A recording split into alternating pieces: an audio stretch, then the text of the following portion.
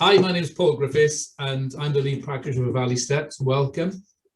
Hello, I'm Bethan. I'm one of the practitioners at Valley Steps, and we are doing a video today on Paul's top tips on responding to worry. So the first question, I'm interviewing Paul. The first question is, what is your understanding of worry, or what is it? Okay, so my understanding of worry is based upon this idea that when I'm thinking about a future event, I'll tend to put a negative spin on it. I think this is what I don't want to happen. Now, we may worry in different ways. You may worry in a kind of a pictorial way in your mind or a verbal way. And you may have I don't want that to happen. I wish, I hope this doesn't happen. You may kind of play things out. I see as a little bit like a kind of, we're creating these kind of stories, like as if we're a film director. Yeah, and we're creating these scenarios we don't want to happen. Excuse me. So it ends up a kind of negative film. Really, it's like as if you pay to go to the cinema. Yeah, you pay to go and watch a film, and it's the kind of film you don't want to see, basically. So you really kind of put you invest a lot of energy and time into something you don't want to see happen. Yeah, I hope that kind of explains it. But for me, this is how I see it. I kind of, I am prone to worrying myself. This is what I don't want to happen, kind of thing. But I use various techniques, which we'll talk about later, and how to kind of counter that. But really, for a lot of people, worrying is a mental event. Yeah, there's a difference between worry and anxiety. I see the kind of, how can I say, anxiety as the body's way of expressing that worry. Yes, you have the thought and then you have the kind of expression. So if you think about it, yeah, let's just consider this now, how much the kind of mind and your thoughts can have the impact it can have on your body. If I were to ask you to imagine breaking down at night in a very kind of isolated place, you got no signal on your phone, your battery's kind of about to die, and it's chucking you down with rain, you don't know where you are, immediately that's going to trigger off certain reactions. Just thinking about these things can trigger off certain reactions. If I were to ask you to imagine sitting on a beach, yeah, sipping a cocktail, a Mediterranean beach, I ask you to imagine the sensation of the sand on your toes, a gentle warm breeze, a blue sky, a seagull flying overhead. You can hear people having fun in the background. It's it's a beautiful, warm, safe experience. It's very different, how can I say, effect it has on your body as opposed to the first scenario. So worry can affect us. It drains us, okay? It drains us of our resources, it drains us of a kind of joy in our lives. It has impact in different ways. So if you are a worrier, if you spend a lot of time worrying, that means, for me, that you are an imaginative person. You have a creative imagination. And it's about, for me, using that creativity and that imagination in a different way. It's interesting, isn't it? Because sometimes people describe worrying as like what if thinking. Like you say, it's almost imaginative. What if this happens? What if that happens? But very often with worry, we're thinking, what if this terrible thing goes wrong? What if this bad thing happens to me? Rather than thinking, oh, what if this good thing happens? Very often we think, oh, what about this terrible thing? But very rarely do we think, oh, what if this amazing thing happens to me tomorrow? But like you say, there is that imagination behind it, particularly, like you say, some people see their worries in images, they kind of physically see it like a film, in their mind. Definitely. And if you think about, I know you and I have had discussions before about kind of sports, how we use imagery to help us achieve more in sports. If you think about one of the examples we use is Lee Halfpenny and any rugby goal kickers, and they kind of stand looking at the post and they imagine the ball going up. Now, if you were to kind of use that in terms of something I don't want to happen, your brain is actually, you're telling your brain, this is what I want to happen. And it creates this kind of discrepancy between reality and you know, the perceived, well, the imagined outcome. And we don't, you know, our brains don't like that. They say, well, is this going to be dangerous for me? Is this something, you know, in the future which I need to look out for, I need to be aware of? So the important thing here is to ground ourselves in the reality we're in now, in the present moment, and then come up with scenarios we want. A simple one you can think. I'll give you an example. So basically, one of the things I used to worry about 10 years ago on a Saturday. I used to worry about going driving in the car to certain places. So I think I won't be able to get a parking space. Yeah. The car might get dented. It's going to be full of people. It's going to be packed. It's going to be all these different. And the thing is all of those scenarios are based on no evidence at all of reality. So I started using a technique of basically, I started thinking to myself, right, what can I do here about this? And what I did was I imagined myself driving to somewhere and finding a parking space like that. I literally imagined myself driving into a parking space. Now, the thing is, it wasn't that exact parking space, but I found a parking space. Yeah. Whereas in the past, it'd be, what if I can't find a parking space? What if I run out of petrol? What if you're stuck in traffic for ages? What if this? What if that? So what? Yeah. So what if you're stuck in traffic for 20 minutes waiting to get? So, you know, it's not, these things are not kind of the end of the world, really. So if we start thinking in terms of, right, okay, let's imagine myself going out in the car. Yeah. Being super cool, super calm, super confident, yeah. Driving along okay, oh my God, some traffic. Oh, do you know what? That's okay. Imagine myself sitting in the traffic, waiting patiently, putting my radio on, doing, you know, kind of paying attention to us, but really not getting that kind of flustered or stressed about it. Imagine myself then pulling into the car park of, say, for instance, you know, these kind of home retail areas, you know, you've got you got a couple of shops and they're always quite busy. Imagine yourself driving around, patiently looking for a car parking space and just pulling in there, no problem at all, okay? So instead of imagining the things you don't want, focus on the things you do want to happen. And even if they don't occur exactly how you imagined, it doesn't matter, because you're not actually getting stressed and you're not worried. You're not kind of in this permanent kind of state of what if this bad thing happens, what if that bad thing happens. You're actually looking at the positive. Okay, so it's just about kind of changing that kind of focus onto what we can control, where I am in control of. And that's me personally. Yeah, I can control my response. I'm in control of me. I can't control the random universe around me, can I? Yeah. So going back to the kind of rugby player thing, if you notice, what they do, they'll stand and they'll go, and they'll do that kind of eye movement. They imagine the ball going through the post. What happens then? That becomes muscle memory. They do it so many times, the brain does it automatically, and they just do it without even thinking. It kind of becomes a practice they do over and over again. So if you practice this visualization, I call it creative visualization. Yeah, you visualize, it becomes something we do as second nature, and then you start to realize the worries you're having. Basically, that's not going to happen. You say, for me, I kind of use this idea of, oh, look at me worrying again. I'm doing, oh, look at you worrying again. Don't say, stop worrying, because that won't hurt. Just give yourself a kind of, be compassionate towards yourself. Give yourself a break. Say, oh, I'm worrying again. Thank you, mind. Thank you, brain, for helping me to kind of take care of myself, for being cautious. But today, I'm going to do something different. I'm actually going to imagine what I do want to happen. Yeah? Yes, I mean, it's interesting, isn't it? Like, the sort of the rugby example where they kind of visualize the post and the ball going over the post, you know, that doesn't always mean the ball does. Like, we see rugby players missing the kick, like we see them missing the post, but the experience of taking the kick is different, isn't it?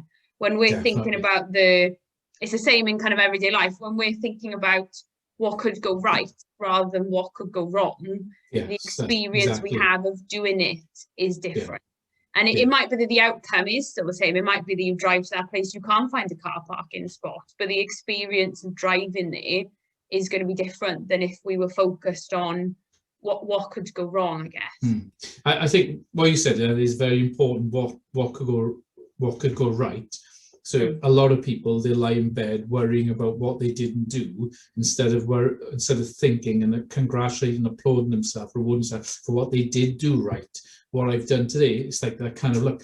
Do you know what? Today I got up, I went out for a walk, I did myself some breakfast, did all the kind of, as opposed to, oh, I didn't do this today. I'm really worried if I don't do this next time. You know, I think there are a lot of things in life that we don't have to rush, and we give ourselves a hard time for not doing, about achieving, accomplishing things. But there's a lot of things we do right in our daily life. Yeah, there's a lot of the things we kind of get right. There's a lot of things we really need, we probably take for granted. And I think I suppose, is having an attitude of gratitude of the things that we do get right and the things we do kind of achieve and the things we do accomplish. I like to think of us as human beings as these, well, we're taking baby steps all the time in our lives. We really need to give ourselves a pat on the back for what we've actually got through, for what we've overcome. But, there's nothing wrong with looking back and saying, oh, look, I got through that. I got through in one piece. It didn't work out exactly the way I planned, but you know what? I'm still here. I got a chance. I like to look at our life sometimes a little bit like Groundhog Day, that film with Bill Murray, where he gets a chance really to kind of put things right and really kind of live the life he wants by having. And there is no reason why we can't do that on a daily basis. Worrying about what we haven't done or what may happen is really sapping your energy, it's stopping you from really living life to full. And what I tend to find when I worry, if I do worry, my attention, it kind of turns inwards towards what's in here. And I miss then the kind of the landscape around me, which really brings me a lot more kind of, I can think about positive things and think about, oh yeah, I'm sitting on a beach, sipping a cocktail in the Mediterranean. But when you're surrounded by beautiful landscape and countryside like we have here, we are missing the picture of kind of what's really happening. I don't know, we have talked about this before, the book called The Power of Now by Eckhart Tolle is a fantastic book. And someone stands up in the audience and starts talking about their problems. And he says, what are your problems right now? And this person talked. And he said again, so what are your problems right now? He said it 5 times because to bring that person to the present moment. And when they realized that a lot of their problems were worries that they were formulating in their minds, they were creating, things that weren't actually happening around us. They were things which could possibly happen, but they hadn't actually happened. And a lot of us, we think about what could happen, scenarios, but we don't actually really pay attention what's going on in the present moment. And if our lives really are in threat, if these things are happening, when they happen, of course, respond and take action. But until that moment of time, enjoy life and, think in terms of what I could do. How could I do, what I could do? How could I do this? What could I do differently? And we do have choice, we do have options, and I think a lot of us sometimes get stuck in this kind of way of thinking that we don't have a choice. Yeah. I think there's something around sort of confidence in our abilities to cope as well. Because I know for myself, if I worry about something, it's because I worry I'm not going to be able to cope with a problem that might come up in the future. It's almost like trying to mentally prepare myself. And I think sometimes it's about that confidence in our own abilities. So like you're saying, sometimes thinking back on, maybe difficult things that have happened in the past that we got through, and okay, it wasn't how we wanted it to be or how we imagined it to be, but we were fine and we coped. Sometimes that can increase our confidence then. And actually, if I can't find that car parking space, if I do break down, I'll be okay. I'll cope with that at the time. And a lot of the funny thing is, a lot of these things tend to happen like that, but in our minds, they're huge, these huge kind of like, oh, this is going to be so bad and this is going to be so difficult. But when it happens like that, and you think, oh, it wasn't as bad as I thought it'd be. A classic thing is that if you think about going to the dentist, a lot of people hate going to the dentist because they know it's associated with pain. They worry about it. And, you know, if you think about something as simple as when you have an injection, the idea of, you know, those things in our minds, they seem huge, but when you actually have it, like, oh, it wasn't really as kind of bad as I thought as my mind created it to be. So there is that. So it's important to know the difference, I think, between the reality of a situation and what's in our minds, because our thoughts are not facts. You know, they're not a true representation of the reality of a situation. And it's about bringing ourselves into the present moment, saying that, look, at this moment in time, I'm safe, I'm okay. Yeah, these things, I'm grounded, I'm here, I'm now, and that's the most important thing. I think it's helpful sometimes to remind ourselves our thoughts are not facts. You know, we talk in quite a few of our courses about that idea, don't we, that our thoughts are not necessarily true, they're not necessarily accurate. You know, really, our brain is just constantly making assumptions and filling in the gaps of things that are going on. And, you know, it's our perception rather than reality. And there's no, there's not always accuracy there in terms of what we think. And like you were saying about, quite often these things are never really as big as our mind made them out to be. You know, I know for myself, I can't really think of any time where I was really worried about something and it actually turned out as bad as what my head had told me. You know, the story my mind gave me was actually nowhere near the reality when that event happened or when I went through that situation. So sometimes I find it helpful just to stop and remind myself, is this actually a fact? Or is this my brain being creative and just thinking about things that might happen? And I think sometimes it's quite nice to see the positive side in some ways, like you were talking about, you know, this is my brain being creative. This is an imagination that is really quite creative and quite amazing in some ways. The fact that the brain can think about all these different things that haven't happened yet. So sometimes having that sense of awe or that sense of gratitude for our brain's creativity can help to almost reframe the worry a bit. Yeah. And as you're saying, it's a kind of this future, it's as if we're trying to predict the future and we got a like crystal ball out to me now. And the ironic thing about that is that, you know, the universe is a random play, there's random things happen.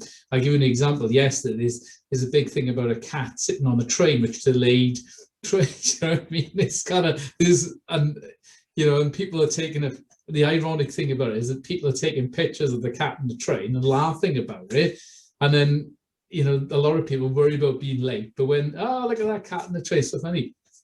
Another thing is this, if you think about it in terms of, say if you were going on holidays or a party, you were going to meet up with some people, you know, if you think in a current situation where we're in, and this is being filmed during the lockdown, yeah, a lot of us are looking forward to going to the cinema, going on walk, going camping, on holidays, okay, looking forward.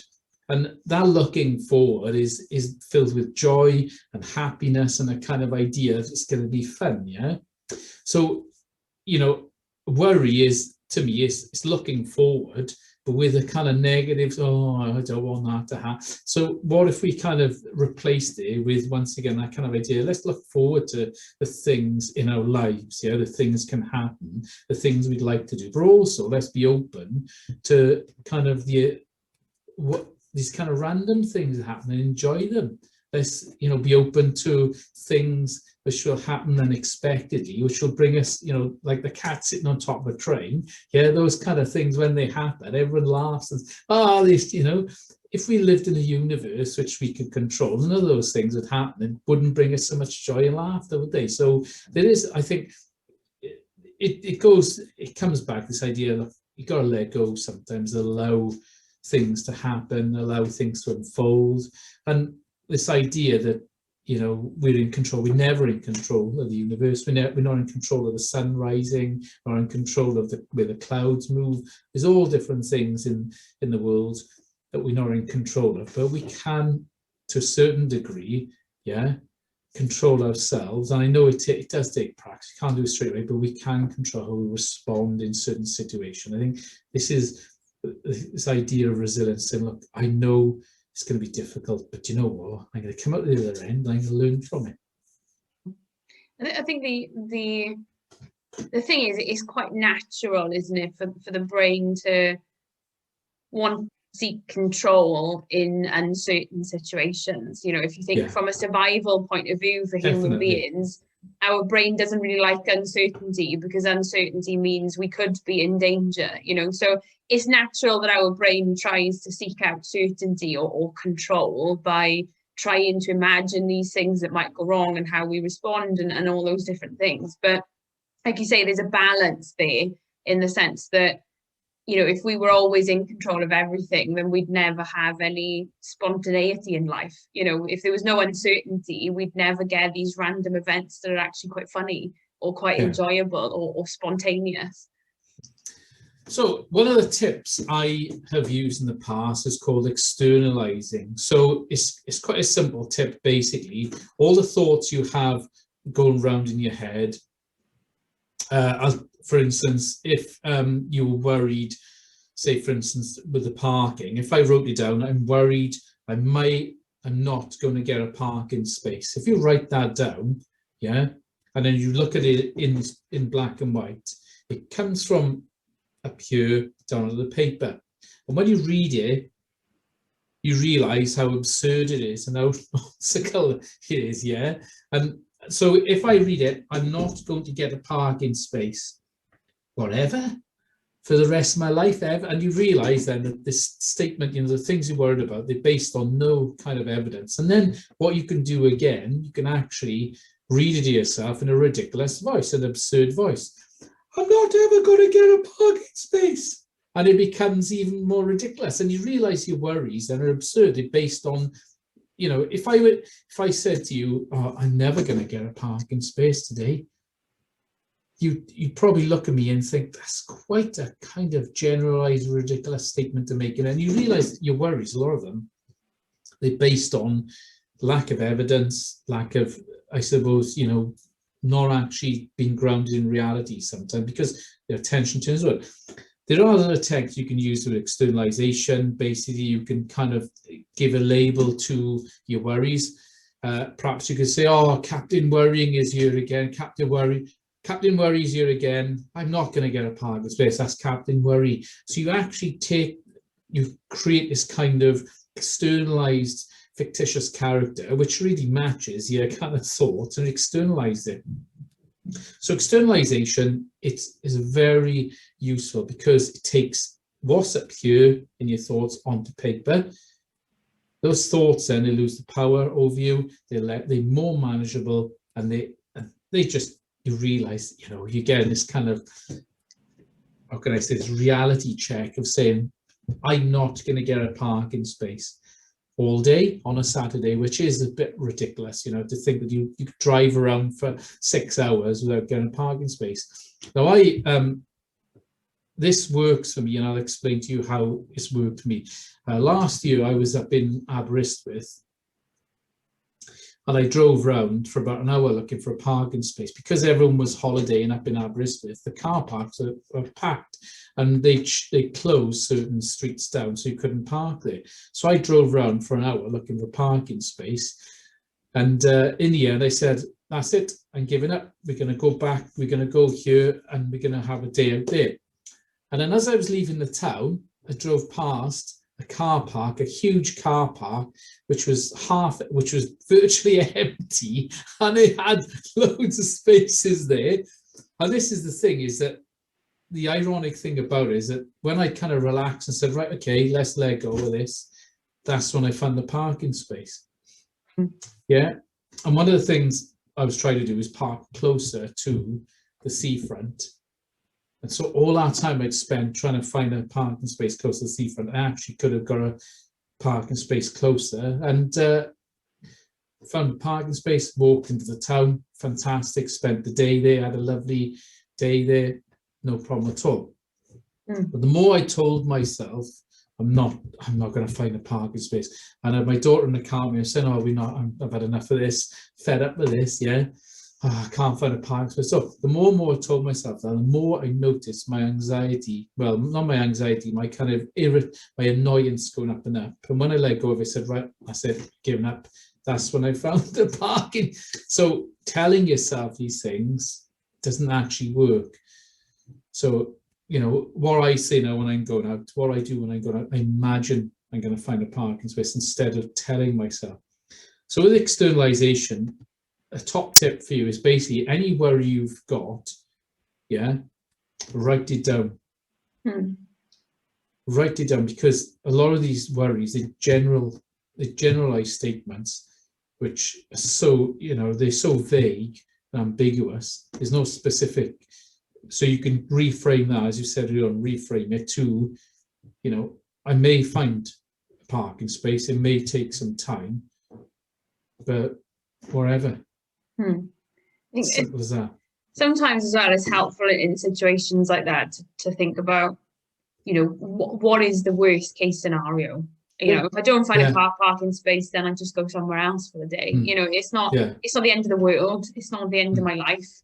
You know, the worst case scenario is I just end up having a day out somewhere else, and maybe I enjoy that day more because I couldn't find a car parking space. You know, it's sometimes I think it's worth reminding ourselves, you know, is this the end of the world? You know, is this a danger to me? Is it actually a threat to my life? Or, you know, is the worst case scenario that I just go somewhere else for the day? Or, definitely. You know, one thing I used to worry about a lot, this was when I was in university.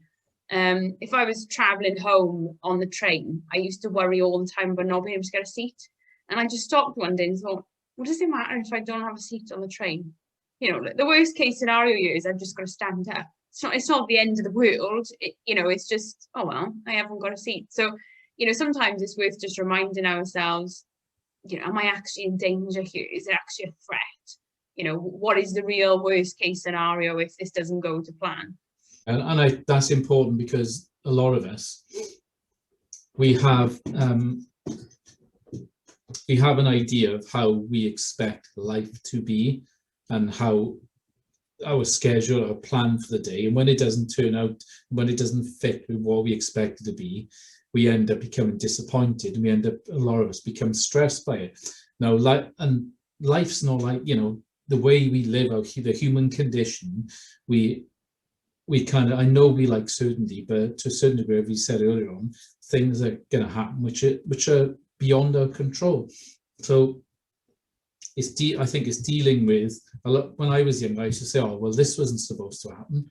This wasn't meant to happen today. That's because I'd had this idea in my head of how my life was going to be, or my day was going to be, based upon that set kind of structure. And it's quite a kind of rigid thinking pattern. And when you realize, wait a minute, let's just unpick this, deconstruct it all, just tear it all back and say, look, okay, I'd like this to happen today, but if it doesn't, as you said, it's not the end of the world.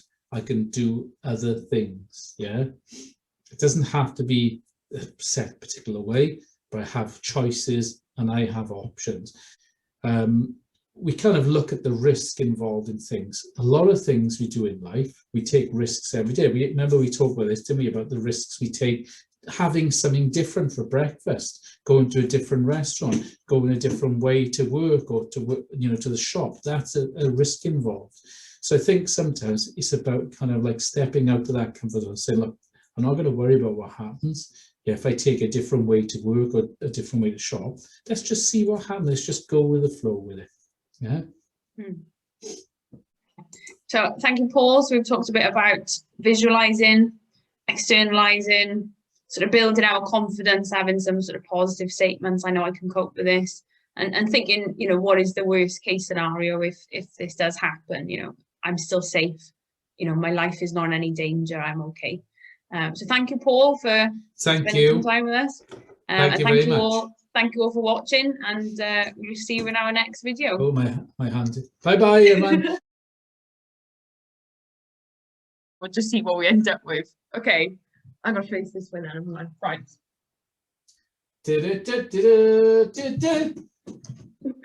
Live from Abercynon, Beth and Paul on worry. Oh, I'm really worried that this is not going to go very well.